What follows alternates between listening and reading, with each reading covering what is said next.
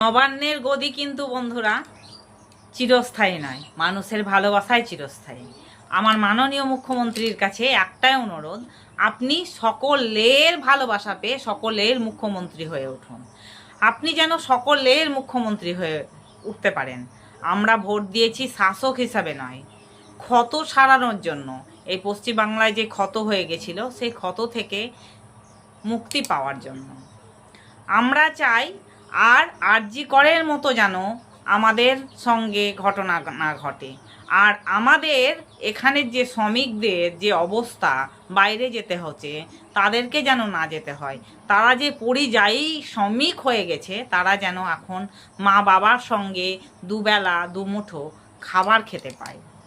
আমাদের স্বাস্থ্যের যে অবনতি, সেই স্বাস্থ্য যে আমাদেরকে আজকে চলে যেতে হচ্ছে চেন্নাইয়ে, চলে যেতে হচ্ছে ব্যাঙ্গালোরে আমাদেরকে চিকিৎসার জন্য, সেই চিকিৎসা করতে যেন আমাদেরকে বাইরে যেতে না হয়। আমাদের যে ওষুধের কালোবাজারি শুরু হয়ে গেছে, সেই কালোবাজারি যেন বন্ধ হয়। আর আমাদের যারা পড়াশোনার কথা তো আর বলারই নেই, কারণ মাধ্যমিক দিবে তারাও নিজের ঠিকানাগুলো ঠিকঠাকভাবে লিখতে পারছে না। তো তারা যেন আমরা আগেও দেখেছি যে রাজপথে ন্যায্য ব্যক্তিরা বসে কেঁদেছে চাকরির জন্য। আর এখন যে শিক্ষা ঢুকছে সেই শিক্ষাটাকে যেন উন্নত করা হোক, এটাই আমার বলার ছিল। নবান্নের গদি কিন্তু বন্ধুরা চিরস্থায়ী নয়, মানুষের ভালোবাসায় চিরস্থায়ী। আমার মাননীয় মুখ্যমন্ত্রীর কাছে একটাই অনুরোধ, আপনি সকলের ভালোবাসা পেয়ে সকলের মুখ্যমন্ত্রী হয়ে উঠুন। আপনি যেন সকলের মুখ্যমন্ত্রী হয়ে উঠতে পারেন। আমরা ভোট দিয়েছি শাসক হিসাবে নয়, ক্ষত সারানোর জন্য।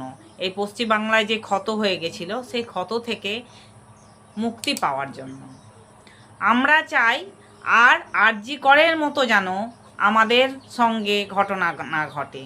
আর আমাদের এখানের যে শ্রমিকদের যে অবস্থা, বাইরে যেতে হচ্ছে, তাদেরকে যেন না যেতে হয়।